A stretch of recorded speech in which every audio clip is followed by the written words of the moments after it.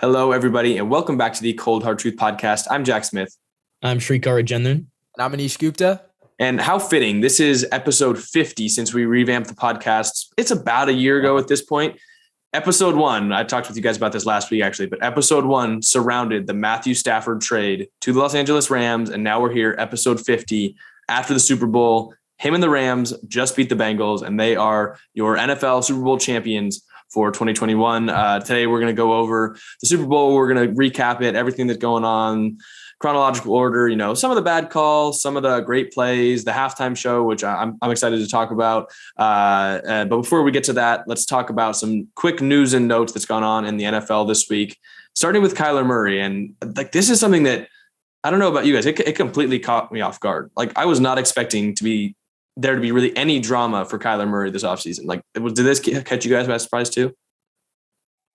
It caught me by surprise, but honestly, the stuff that's being held against Kyler right now in terms of being a finger pointer, being selfish, self-centered, if all that stuff true, you pick this guy number 1 in 2019 and replace Josh. It's a very bad look for Arizona and their front office if all that stuff is true.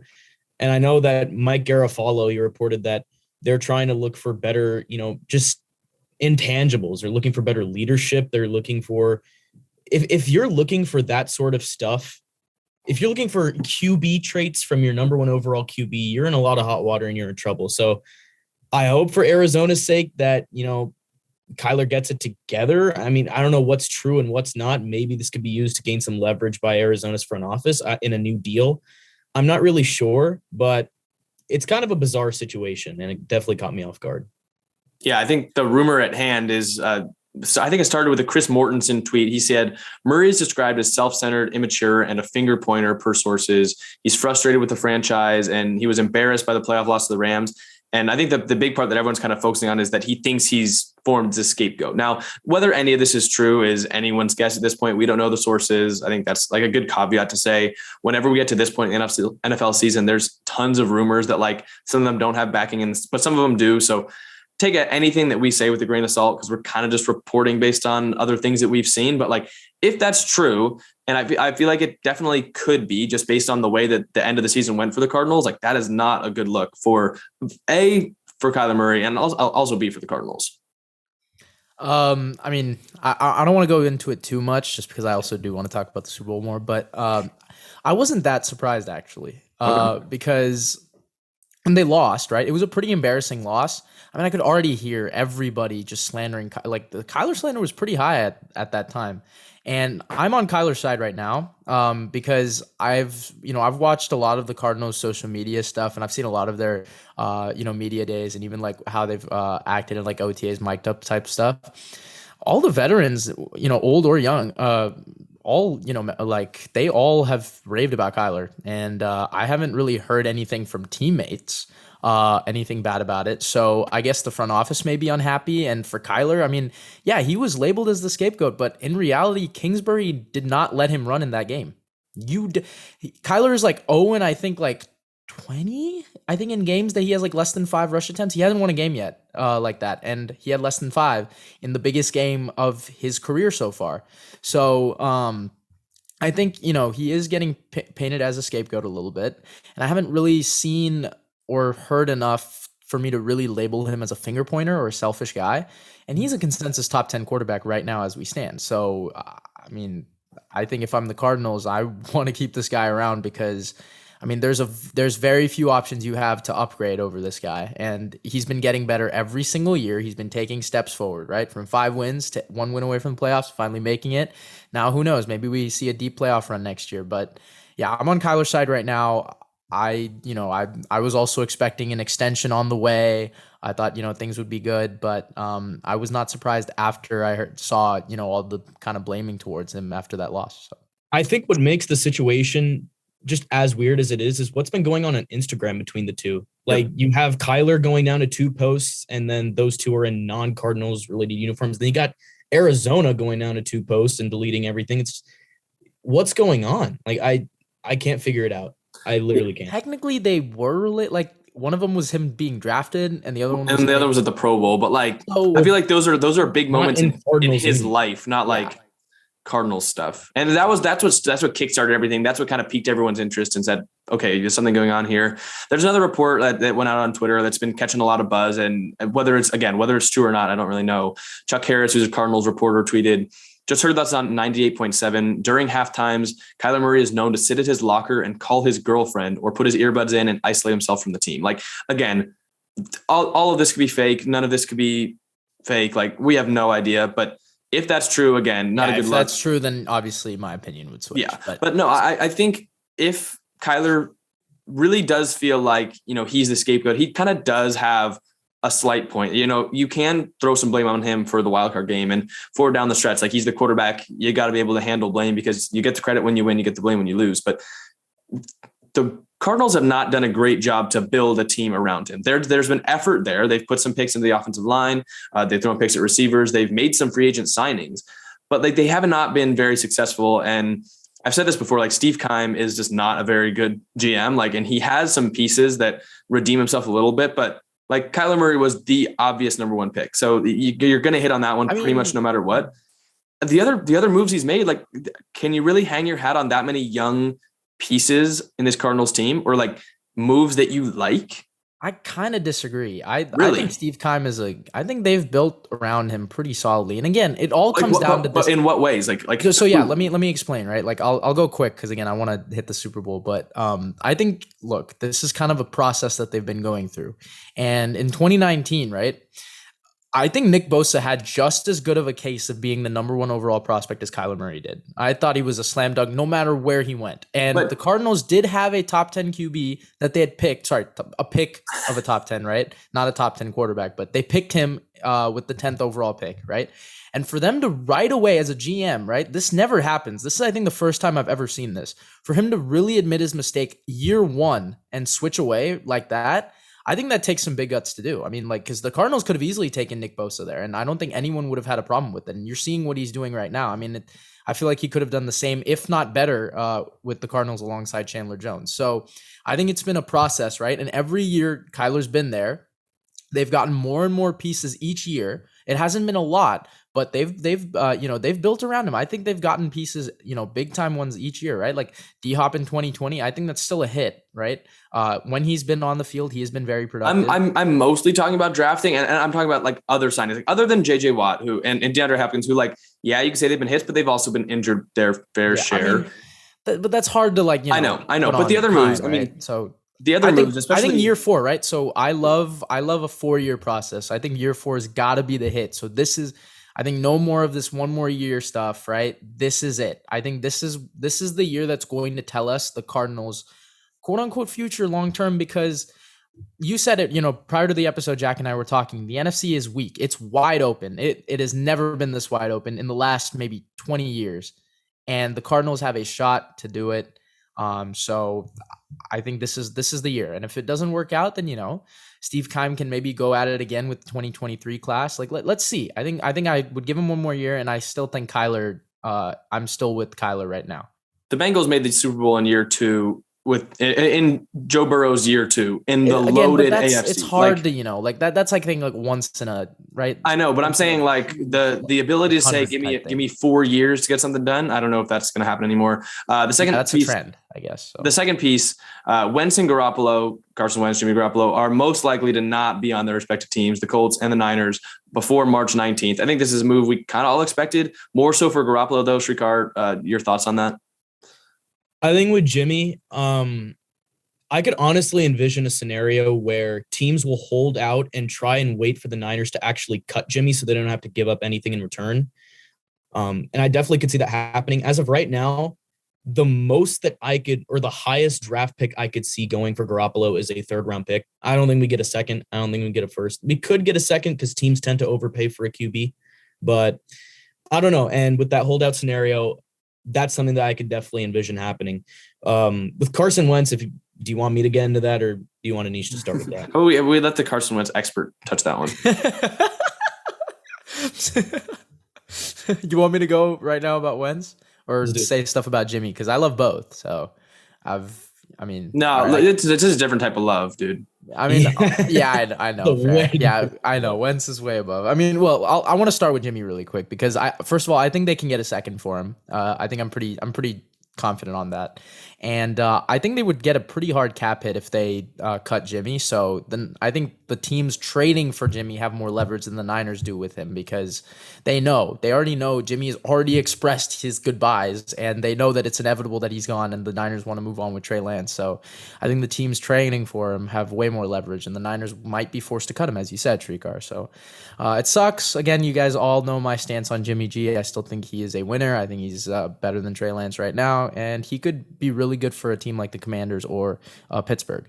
Now for Wentz, I'm going to defend him. Like, I think people are overreacting to the overall season that he had. Like, I mean, I think you guys can agree too. Yes, he had a bad game. I'm not going to sit here and, say that he didn't have his bad moments. He had some pretty bad downs, the 2 Titans games and the Jaguars game.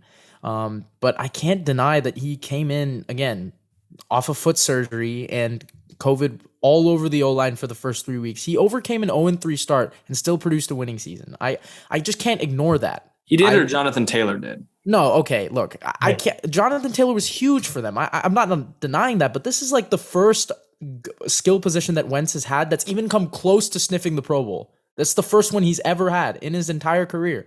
Zach Ertz, sorry, I forgot, but not really a skill position, but I mean, okay.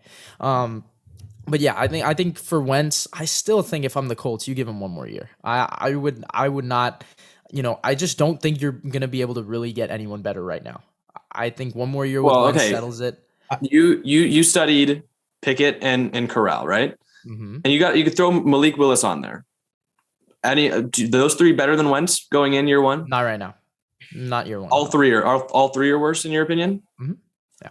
I don't know about that. I think you know my thoughts on Pickett, so yeah, I still think Wentz. And look, this isn't even being biased. I just think they can't upgrade right now. Like, I think next year you'd be totally fine because think about it, that would be his last year on his deal because he signed a 4-year in 2019. So that would be the last year of his deal. I think if I'm the Colts, I ride it out one more year. Like your roster is getting better. Right? You can only go up from here. I don't think you get worse. Most of your guys are signed. Like, no matter how far you go up, he has the power to, no matter what team, no matter how good the team he's on, he can lose you a game. Mm-hmm, of course. I don't think a guy like Kenny Pickett, who is, I would say, a relatively safe prospect where he's like ceiling like Kirk Cousins or, like he's one of those quarterbacks that's just not going to wow you. He's never going to be in that top 5 debate. But he could comfortably win. Don't get me started on that one. I don't know. I think he's got a Joe Burrow ceiling, but no way. Yeah, no, I'm telling you, I'm high on this kid. I think my thoughts on the whole Wentz situation. I think he could very well get sent packing by the Colts this offseason itself, but I don't think it's a given. No, do I? Yeah, who do you go with? Who do you go with? I mean, obviously, you try and make a move for the big 3. I said this in the chat. If Indy trades Wentz, you need either a first-round pick or an immediate replacement in the deal. Otherwise, Colts aren't picking until 2nd round, and in a draft with not many options at quarterback. Obviously, we talked about Pickett, Willis, and Corral. I'd agree with Anish. I don't think any of them are going to be better than Wentz in their first year. And also, Wentz's backup is Sam Ehlinger, so that's not very ideal for a team hoping to contend next year. I think for Chris Ballard, if I'm him, I think the need to upgrade from Wentz is there, but it would just be very difficult because you don't have a top pick in the draft. The free agent pool is horrible. Like, would Ballard really cut Wentz to sign Jameis Winston or Marcus Mariota? Like, those are lateral moves at best. And, I mean, well, you can sign Mariota to make a QB competition, but here's the thing, right? Look, also with the division is still wide open. Like, the Titans are not that much better than the Colts. They had a way better start because they were healthy. They were healthier to start the year. So I'm not saying, I'm not saying that Wentz is going to somehow, go crazy again 2017. I believe that's over. But to sit up here and say he cannot win the division or he cannot, have another winning season, I completely disagree. I think he had a good, solid year. Okay. It was average to above average a little bit, but nowhere near top 10. But yeah, as far as I'm concerned, I wouldn't trade him. You guys know that. I still think you can get a good year out of him. And if I'm the Colts, I mean, because here's the thing, he's still only like 29. So it's not like he can't get better, right? I don't think he's done ever, like improving his play. This isn't the best we're gonna see of Wentz for the rest of his career. I think that's just me, and I think Reich is. I just hope Reich is still all in on him, because again, I think another year in the system, same type of players, if they can just upgrade at wide receiver. I just don't like Pittman as a wide receiver 1. I think he's a good wide receiver 2. I don't know. I don't like him as a receiver 1. I think there's plenty of other options out there. And also I think I've mentioned this before. Sorry to kind of ramble on, but Zach Pascal, Paris Campbell, and Doolin are not going to start on any other team besides maybe New Orleans. So that's what he's been working with. I don't know. I think Jacksonville's got a good shot to play those guys. Okay. Maybe. I was to say, like, for anyone that watched the playoffs this year, I think it just shows how important it is for, if you want to win a Super Bowl, you need to have an elite quarterback. And I think teams are realizing that. And I think that's why, the Niners are not going to be afraid to move off Jimmy Garoppolo. I think that's why, the Broncos aren't afraid to go out and try and get a guy like Aaron Rodgers. Like, I think teams are realizing that a little bit more now. Carson Wentz isn't an elite quarterback. Like, I don't think you're going to win a Super Bowl with Carson Wentz. And if you're not going to win a Super Bowl with Carson Wentz, what's the point of trying to keep him? At least take a risk. At least try and move on to get someone else. At least throw a first round. I agree, but there's no one there that I would say there's not enough. I mean, well, again, I think Pickett can be, but I mean, I think their window is right now. Exactly, which is why they don't have the elite quarterback now. So I mean, like, they could be one of the guys that goes trades for Rodgers or Wilson, or we'll figure out what happens with Sean Watson. But Sean Watson picks. Yeah, let's see. I think over time we'll or how about Kirk Cousins, like Derek Carr not winning a Super Bowl? I don't know. I feel like Derek Carr and Kirk Cousins are eerily close to Matthew Stafford. Like, yeah, I mean, well, Derek Carr, there was some news out that they're gonna pay him 35 to 40 mil plus. They're trying to, yeah, but I just think, like, there are options out there. At least try, because you're not going to win the Super Bowl with Carson Wentz. So what's the point of keeping on your roster? I don't know. We'll see. Speaking of the Super Bowl, let's get to the Super Bowl. He has the second most rings out of any QB in the league. So that's true. Even though he didn't play, but whatever. Should have played. The Super Bowl started pretty slow. It like, we can get into that now. It kind of started how I expected. I said I didn't think either team would score on their first possession. Very true. They went punt. The Bengals and Joe Burrow, we kind of missed the throw on the first one. There were some jitters there. They eventually kind of worked it out. Then the Rams score for the first one. They go OBJ for the touchdown. We'll just kind of quickly get through the first half because it wasn't all that eventful. Bengals go 3 and out again. And I think that's when Srikar started to say he was, or one of you two, I forget who it was, said that you were worried it could get out of hand. That was me. I felt the same thing. But then the Bengals forced 3 and out. They hit the deep ball to Chase, come up short in the red zone, trade some touchdowns. So, some first half takeaways for you guys as you were watching along. What did you guys think of the first half? So for the first half, well, first I want to say, okay, well, I guess when we get to the second half, I was crazy close to getting it pretty spot on, but I said 4th and like 10 instead of 4th and 1. But I think for the first half, what I would say is I think McVay got it going that second drive. I thought that wheel route, or kind of, it's like a wheel switch. So you have like a inside guy and you get a one-on-one coverage because it was a single high safety. I thought that was a great call. And the throw to OBJ was perfect. OBJ was cooking in that first half. I believe he had 52 yards and a touchdown. So, and as soon as I saw him, the replay of him dropping the pass, at first I was like, wait, what just happened? And I thought it was just a hyperextended knee. But we obviously found out it was a torn ACL on the same one, which, man, that really sucks. But I think the Rams obviously outplayed Cincinnati in that first half. That one deep ball to Chase, I think Chase made a better play, because Burrow high pointed it. He high pointed the ball, and basically as a receiver, what you have to do is you have to come under it, right? So you have to come, a little bit inside, and he did a really good job. I mean, Ramsey honestly had a really bad game. I was pretty disappointed in him. He had like one good play, and it was the pass breakup on T. Higgins, and that was even arguable as a little hold because of the tugging, because he used it to get into the play, right? But yeah, I guess for first half, I thought the Rams outplayed Cincinnati, and you're right, some jitters, but I was also a little bit weirded out. Srikar kept mentioning the running the ball and first down.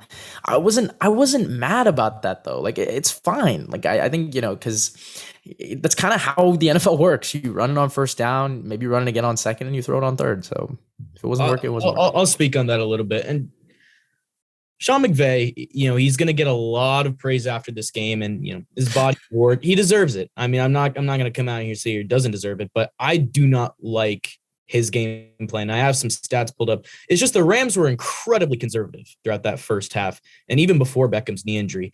So in the first half, the Rams had 12 first down plays, and they ran 8 times for 18 yards.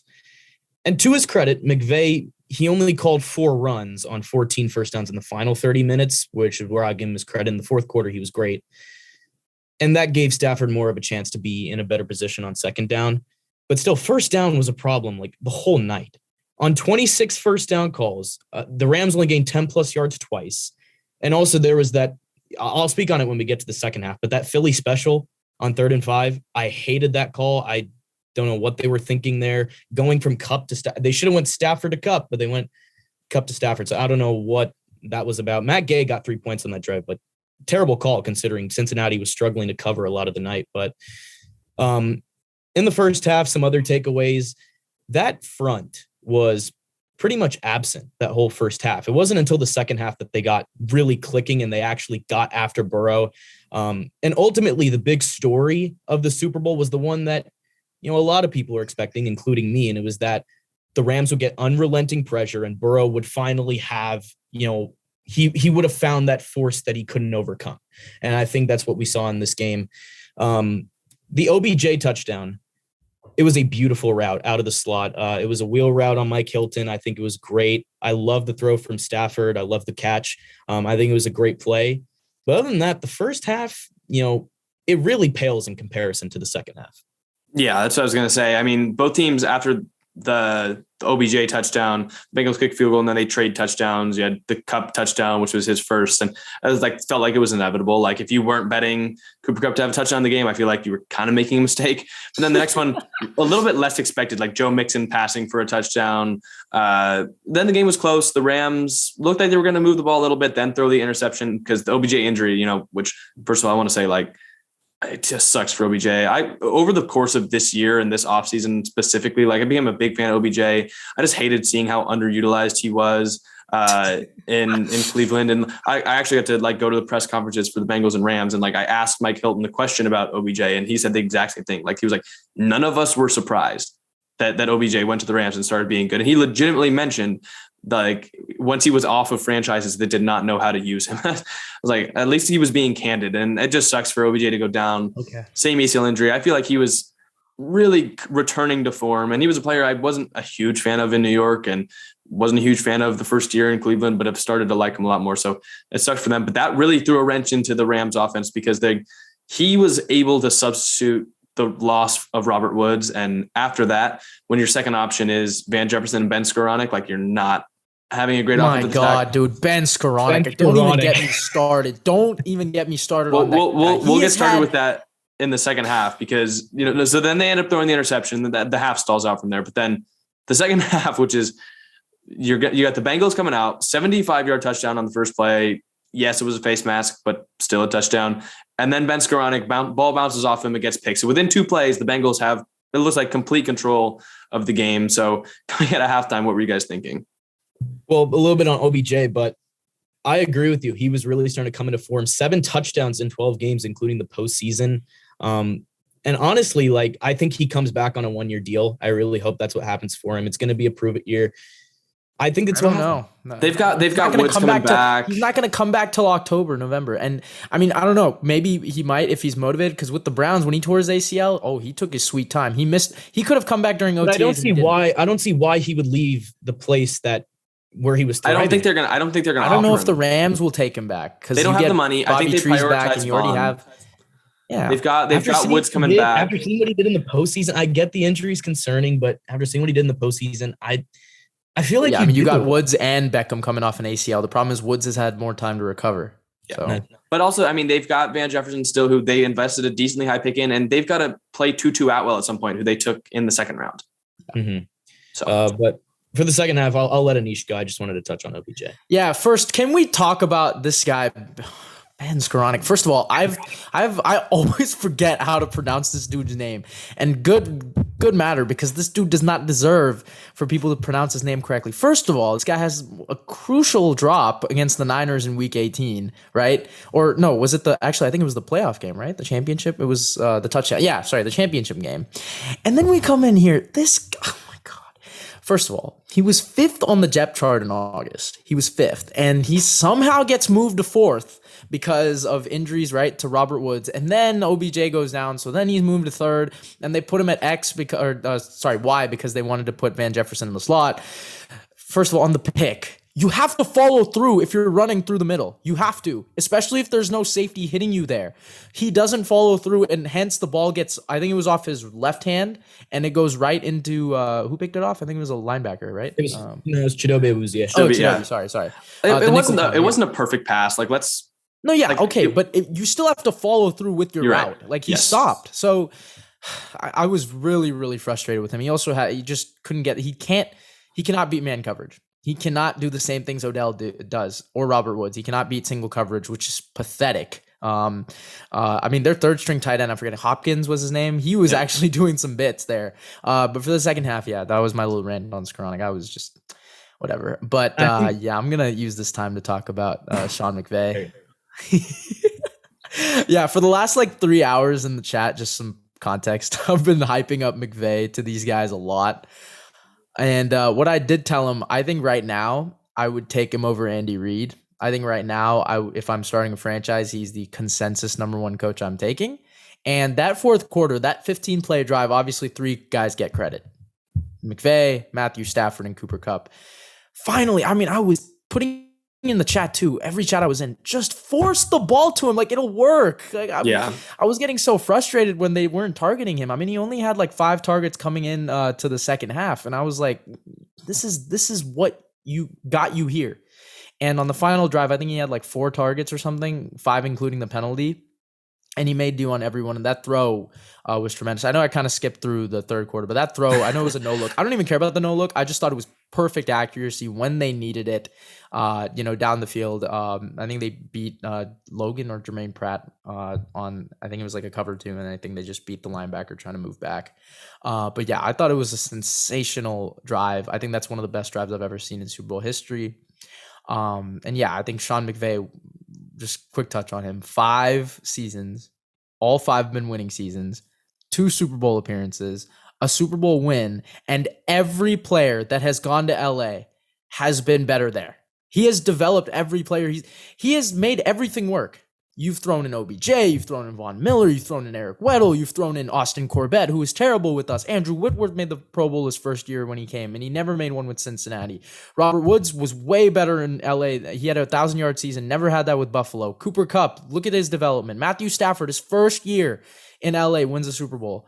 Jared Goff is 3-21-1 without Sean McVay. And what is Sean McVay without him? His first year, 16-5 in a Super Bowl. So, all right. Well, also, without the entire stability of the Rams roster, but I understand. I understand the point you're making.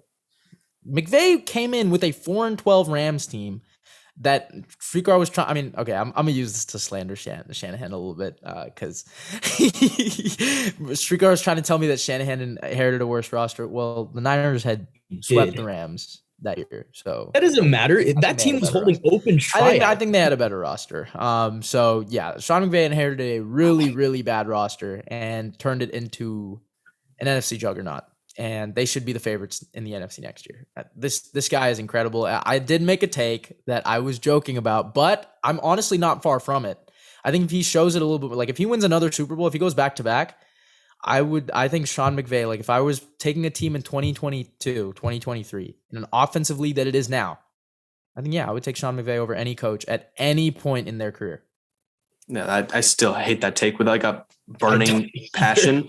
But no, we skipped over the 3rd quarter, but I feel like it was pretty easy to skip over. That's really when the Rams defensive line started to feast. That's when the game started to look a little bit more like what we expected, except for the fact that the Rams also weren't getting anything done on offense. It was kind of weird. I think without OBJ, having Skoranek and Jefferson out there, and not even having Higbee or Kendall Blanton didn't even play that much either.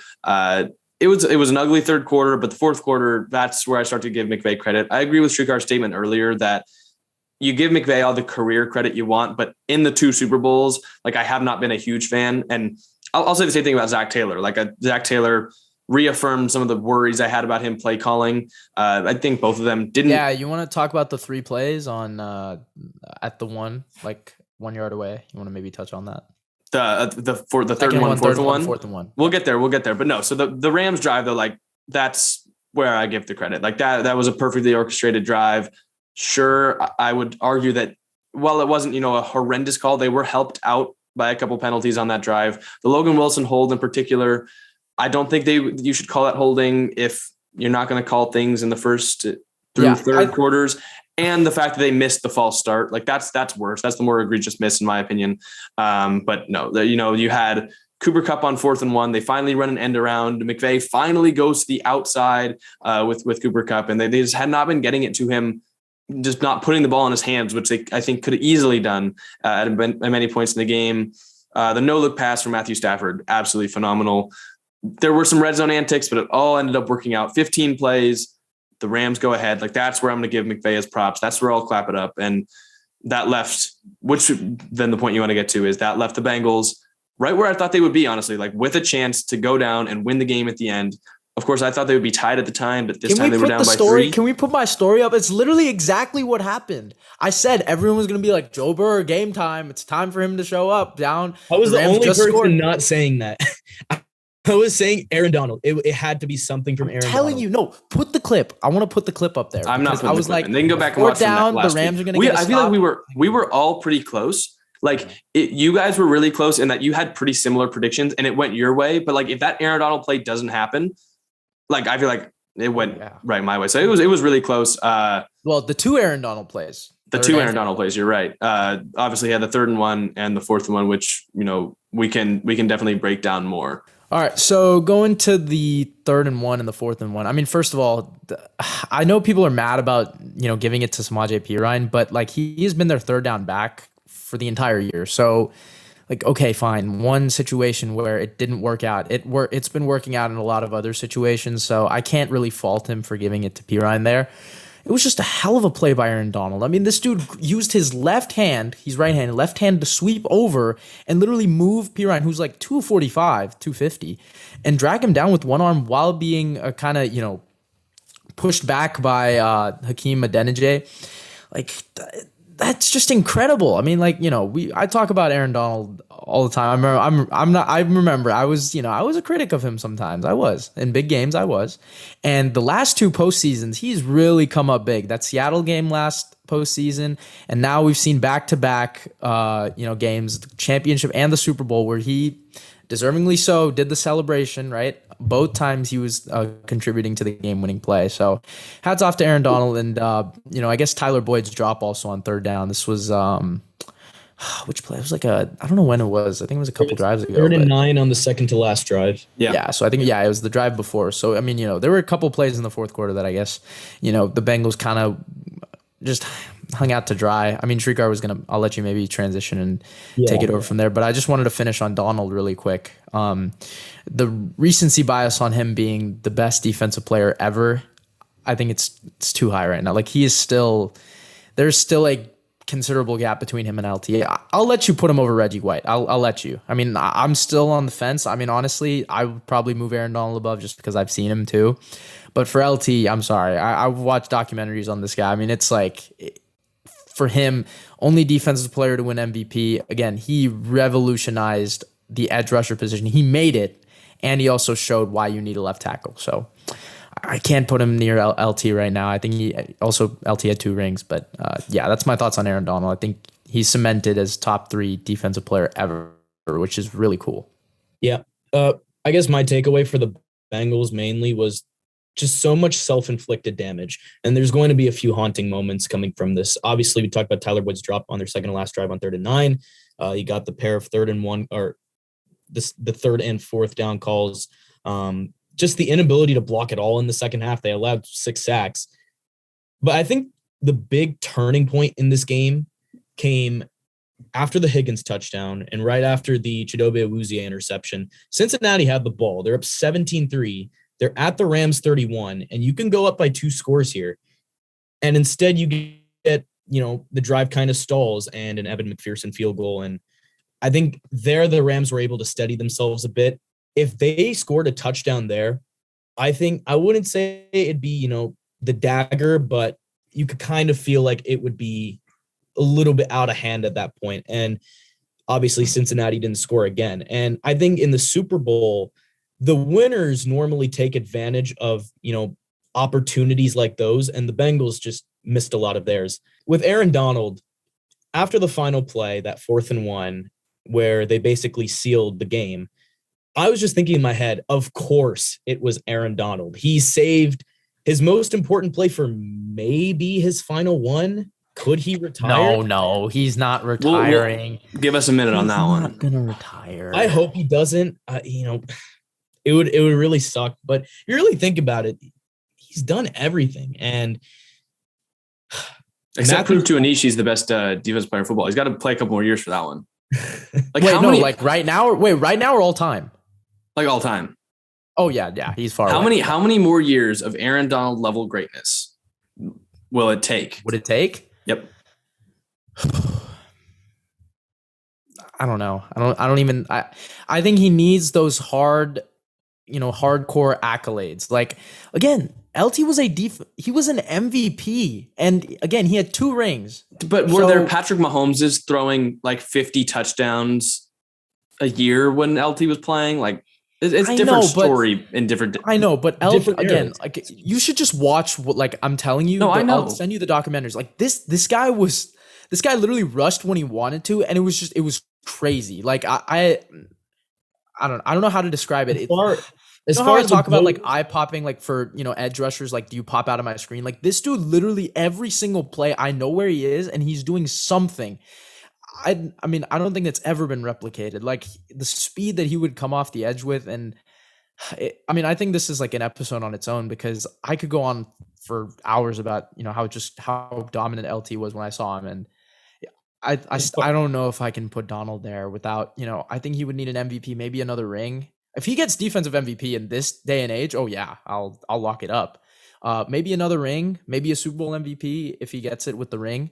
Because, he had a case for this game too. I'm not saying like, he didn't have any case for it. He had 2 sacks, 3 hurries, and a QB pressure. So it's not like he was, not good. But I guess, maybe if you want to transition, because I haven't even talked about my favorite player. Yeah, we'll get there. I want to talk about the last couple plays. Yeah, talk about yeah. I'll go into that, but I think another takeaway I had for the Rams is they got great contributions from all their high-profile positions, and it worked so well. Yep. Every star acquisition they brought in contributed, and this was, that's except Ramsey, of course. But this is again. But like, this is what the Rams needed to happen. If this didn't happen, then everything was a failed experiment. But they proved that, like, you move your assets into the future, you just throw everything for right now. If it works, you got a Super Bowl ring, and that's like, it just pretty much all worked out. Like, whether it's worth it, I think is still an interesting question, because, like, I don't know. I was really high on the Rams still, even without making the trade for Ramsey and Stafford. Like, Stafford one maybe a little bit more, Ramsey maybe a little bit less. I still think that there was a future in which they could build a dynasty roster, and they were moving there. And I understand, you're moving it for the 1 ring, and everyone's going to say that it's worth it. But I still think, there's an argument to be made that, like, this team could have been better. And now you're looking into these next couple of years, and you've got nothing that you can't really improve the team. So they'll be fine. That's a debate. That's a debate for the future. But with that guy coaching, they will be fine. Yeah. Okay. Fine. Well, unless Aaron Donald retires, we don't know if they'll be fine. I don't think he does. I hope not. I mean, I want to see this guy play at least 5 more years. Like, I just feel like he has that type of what do you call it, caliber. I know, and he's only 30. Like, I know 30 is kind of an age. Himself in shape really well. Yeah. So. Yep. I think we didn't touch on. I guess I'm going to be the trenches guy for this one. I love him. Dude, the offensive line for the Rams, we talked about the Bengals collapsing, but you know how many times Stafford was able to find his 3rd read? Yep. I swear, like, literally every other play. I mean, he was able to really look once, one side, look twice, the other side, and then throw it to the flat. I was like, are you kidding me? Yeah, the only problem came is that his 3rd read was Ben Skoranek. Yeah, no, but there was like a 3rd and 2 play, and I believe it was Kupp on a little bubble. And he literally looked one side, the other, and then threw it. backwards towards Kupp. And if I'm a DB, I was angry. I think it might have been a Woozy on that side. Maybe Eli Apple. We haven't even touched on burnt toast, but I mean, he only allowed to, 19 yards in the entire game, and yet he will get the brunt of the slander for the entire because offseason. He was talking so much smack. That's what happens. Yeah, which I'm fine with. When I got to do the press conferences, everyone gave me a great answer except Eli Apple. Ohio State fans, we don't claim them. But can I finally talk about number 10? Yes. I can't even imagine what would have happened though if that ball was one more inch to the right and P. Ryan caught it. But he didn't dive. That's the thing. Line. I was really surprised he didn't lay out. Yeah, I thought he had a shot at it. It looked like he was going to be. I saw, and they never showed a replay of it. They never showed a second angle, which I was like, I don't think 22 will show it because all 22 will show it if it's straight on. So it'll be the end zone angle will probably show it, which I want to see because it looked close on the broadcast, and they never showed a second replay. I understand wanting to capture the moment and not say, "Oh, but look how close they were to catching it." They want to show Aaron Donald doing the ring. It looked pretty catchable from that side. But okay, I'm fine. Get to your boy, Super Bowl MVP to round out. Finally, oh man, best for last. Okay, look. I mean, it sounds like this is like a son or something that I'm seeing go really proud. But I'm just a really proud fan of Cooper Kupp, and I had his shirt on the other day or during the Super Bowl, and I was walking back, and everyone was like, "Hey, nice shirt." And I was like, "Yeah, that's Kupp for you." This is a guy who came in, right? I mean, obviously, people are now starting to know the story about the no offers. He played at Eastern Washington. I'll guarantee you, if I had asked people that a year ago, no one would have known that. But he comes in 2017 as the 5th ranked receiver on that depth chart.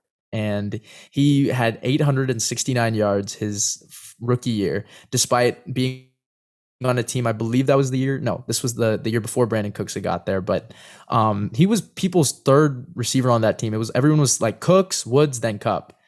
Then he slowly started working his way. He was always the hardest worker on that team. In 2019, he had 1,100 yards and 10 touchdowns. And what's ironic is his best game up until this year was against Cincinnati. It was 220 yards in London. So it was pretty ironic, but yeah, I'm going to talk about it. I think he's had the greatest wide receiver season ever. And I love how the people who were like, "Oh, but he got an extra game for the record versus Calvin Johnson," they're real quiet right now. They are really quiet because this is a guy with 178 catches, 2,425 yards in a season. I mean, I can't even express how happy I am saying this stuff right now. 22 touchdowns, Triple Crown first since 2005, Super Bowl MVP, Offensive Player of the Year.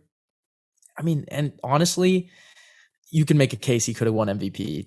I mean, I'll maybe throw it to you guys because I think if he continues consistency, I think he's got a Hall of Fame case.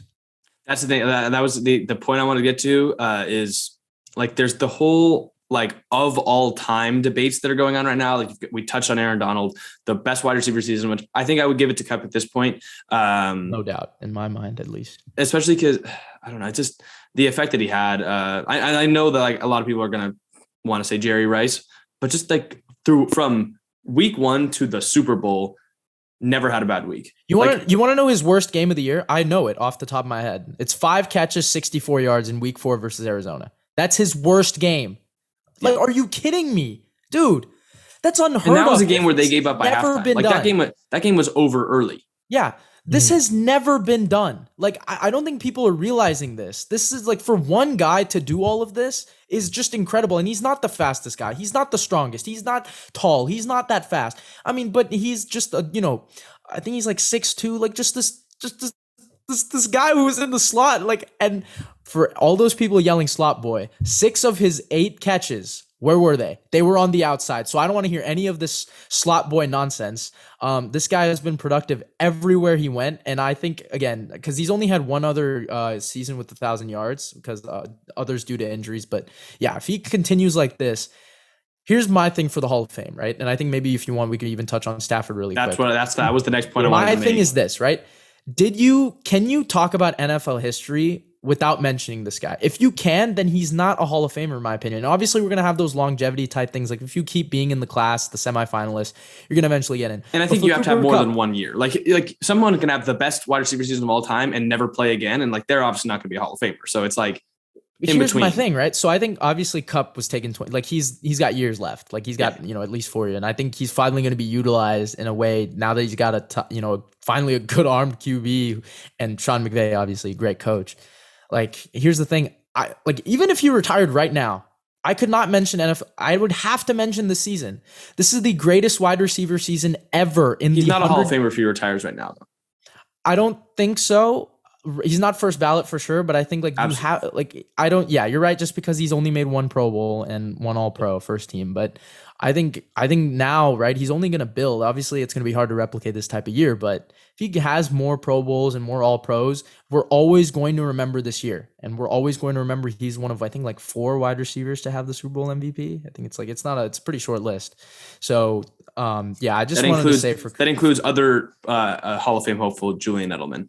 Yeah, but he didn't have a 2,400-yard season. Srikar, what do you think about the Matthew Stafford Hall of Fame case, though? I'm interested. Richard Sherman, obviously, he was on Twitter. He was talking about it, that Stafford doesn't have the accolades. I don't think he's a Hall of Famer yet.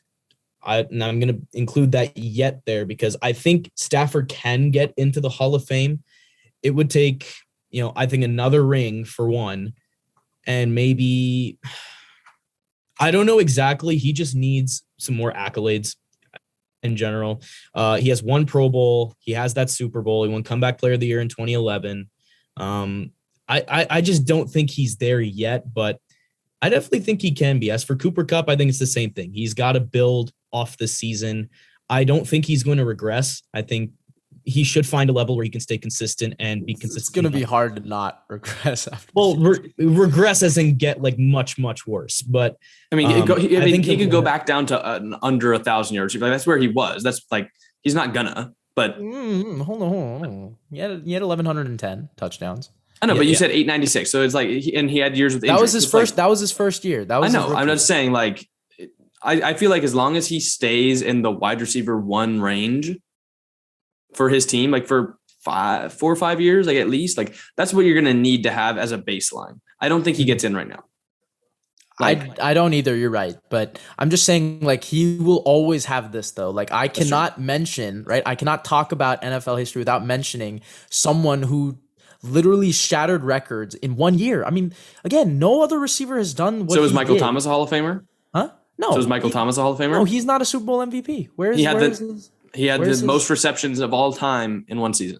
But where's his no, that's what I'm saying. But I'm saying like that's a record. Winning always adds a little bit of. So, I think you want to get to Matt Stafford, right?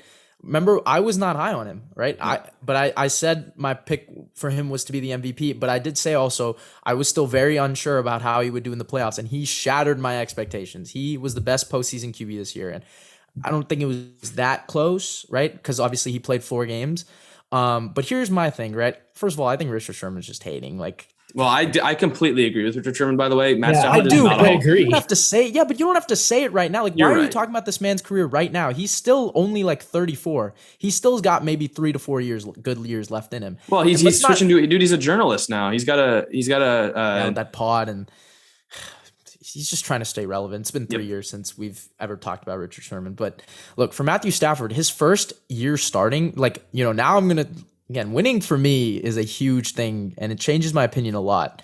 This is a guy, right? His first year as a starter, 16 games. He threw 5,000 yards and 41 touchdowns. This is 2011, okay? And I guess now we've seen, right? Because all I want sometimes is just my questions to be answered, and he's answered them. He has a higher, it's ironic, he has a higher winning percentage than Aaron Rodgers, and he already has more game-winning drives in the playoffs than Aaron Rodgers. It's just a funny comparison, but I think he's going to build on this, and I think the Rams should be and will be. You mean like winning percentage all time? No, playoff winning percentage. Oh, okay, yeah. I was going to say, because that's the one of the reasons I cannot put Matthew Stafford in the Hall of Fame is because he is under 500. Yeah. No, so that's what I'm saying. He still has 3 to 4 years left, though, and I think, like, I think Richard Sherman said Matt Ryan has a better case right now. I don't necessarily know. I think he does. Huh? I think that's a better case. Stafford, I think he's still the quickest to 40K and 30K, if I'm not mistaken. Well, I thought winning was important to you. Regular season achievements, but I thought winning was important to you. Huh? I thought winning was important to you. That's what I'm saying. He has the Super Bowl. But he doesn't have he's under 500 in his career. Yeah, so that's what I'm saying. He still has 3 to 4 years to right the ship. And I think for Matty Ice too, I can't get over the second half of that, Super Bowl. It's going to be hard for me because he does have the MVP, and I wish Stafford won it this year. I think this would have been his best shot. I don't know if he'll have a better shot than this year, especially because it was the first year type thing. But yeah, I'll agree with you guys though. As of right now, I cannot put him in the Hall of Fame. I think all the criteria you guys have mentioned, I agree with. Yeah, I think that was the random hodgepodge of a lot of Super Bowl stuff. It's really just with a game that big, it's so hard to get everything. I'm sure we're gonna have stuff that's gonna come to our minds. You want to talk about the Bengals? Where they go from here? Because I think they're on the verge of a Super Bowl hangover. I really do think that. I think the only problem is I don't think it's gonna be as much of a Super Bowl hangover as they were very fortunate to get to this spot this year. A lot of things went right for them, and a lot of games that maybe they weren't supposed to win, they ended up winning and they got there. It's gonna be so hard to get to the Super Bowl from the AFC. I don't want to count out Joe because I just think he could kind of do anything he wants at this point. He was an inch away, or just that one pass protection away from a deep touchdown to Chase, or an inch away from it to be caught by P. Ryan. So I think you can never count out Burrow for a chance for them to get back there. The problem they're going to run into is the AFC. That's what's going to happen. No, but look at their next year's schedule. I looked at hard, it. But schedule you can't talk about before the season. It changes. Right. They're still a young team. They've got $38 million in cap this season. They've got the perfect formula. They've got Burrow going into only year 3 when he's on a rookie deal. They've got young players, young talent all over that they can put money into bigger pieces. Maybe obviously you're going to bring an offensive line help, whether that's, one big name, which I don't think I prefer as much to just bringing in solid guys across the offensive line. And I think they just keep going after it and hope that things fall their way in the AFC. It's going to be hard. Obviously, you wish you're in the NFC right now with all the teams. But guess what, Jack? They're going to be the hunted now. Remember that whole concept of hunters? Because think of there's people like you though. There's people like you talking about the Bills and Chiefs being, the teams. I think it's the Chiefs and the Bengals now. I think because you said with me that before going into next season, you think the Bills are going to the Super Bowl. So they're not. I don't think the Bengals are. But what I'm saying is, right, you cannot just ignore the fact that they represented the AFC, right? Everyone has to. If I'm NFL teams, right, I'm looking at Cincinnati and I'm thinking, okay, they represented the AFC. We got to make sure that we. I don't think that's how it really works, though. I just think that I don't know. I know the Chiefs for sure. Everyone, they're still that juggernaut, right? To go to 4 straight AFC championships. Yeah, I think you could argue the Bills over the Bengals too. Honestly, what I'm saying. That's what Jack's saying. But I would say I think that those are the top 3 right now. Those are. I don't think that just means they're not going to make it again. Who? Cincinnati? Yeah. I think just because teams realize that they're good does not mean that they're not going to be good again. No, yeah, of course. Cincinnati will. It's not like they're going to just fall off a cliff. I don't think. We've seen Super Bowl teams fall off, but not the Panthers and the Broncos. Not this young and this early in their stages. Yeah, I don't know. I honestly, I already have a hot take. I don't know if Cincinnati even makes the playoffs next year. That's a horrible take. I think they will. I think winning the division is another thing. Yeah, I'll give you that one, but not making the playoffs. That's what I'm saying. See, I'll explain it later. But hey, what's maybe wrap it up. Man, it just sucks that we're gonna have to go 7 months without football. I didn't even think about that till now. It's just it's the worst part. I think what's nice about that though is with the 18th game, everything is kind of sped up, so there's not as much of a dull period in between now and draft night. So I guess the combine is in 2 weeks. So we still got stuff to look forward to. Yeah. We were talking about Wentz and Garoppolo will be traded most likely before March 19th. That's a month away. Also, let's not forget scouting season from the Cold Hard Truth. That's in case you need something during your day to watch, maybe some comparison videos or something if you're bored. Yeah. We'll shout out Corral versus Pickett again. You guys can go watch that. And Aiden versus Kayvon is on the way, and then maybe some receiver ones for. You got your Browns have to figure it out. Let's talk about the halftime show really quickly before wrapping up this episode. I felt like it was I'll let really you guys short. do. I didn't even watch it. So You didn't watch? Oh, like, I watched like okay. I watched like great I watched the Eminem. I watched the Eminem and the 50 Cent part, but that's it. Sorry. Yeah. Srikar, you're the music expert. Yeah, I mean, you missed a lot. It was a very well put together show, from the set design to how they incorporated that it's a hip hop and R&B collective. So it was a big moment for hip hop in general. But I really like what they did with the show. I thought it was very creative. I didn't know how they were going to do the set list, because with so many artists, how are you going to split up the time? But I think they did it perfectly. They got, good hits from Eminem. I know there's definitely Bengals and Rams players that were listening to Lose Yourself just in the locker room, ready to go out on the Evan field. McPherson was still out on the field. That McPherson was so hilarious. funny. Like I'm so okay with that. I'm okay with that. Like, you know what? He hadn't done anything bad for them all year. Like it's okay. Let him enjoy it. He's a rookie. Like, he's probably like 21 years old, just, enjoying some of the guys that he probably listens to all the time. Yeah, let him enjoy it. But overall, I enjoyed it. I thought it was a very fun halftime show. I think it's, the best one in the past 5 years. I'd have to go back and check, because I don't remember. The 54 one was pretty cool. I think that was with J-Lo. J-Lo and Shakira? That was last year. That was bad.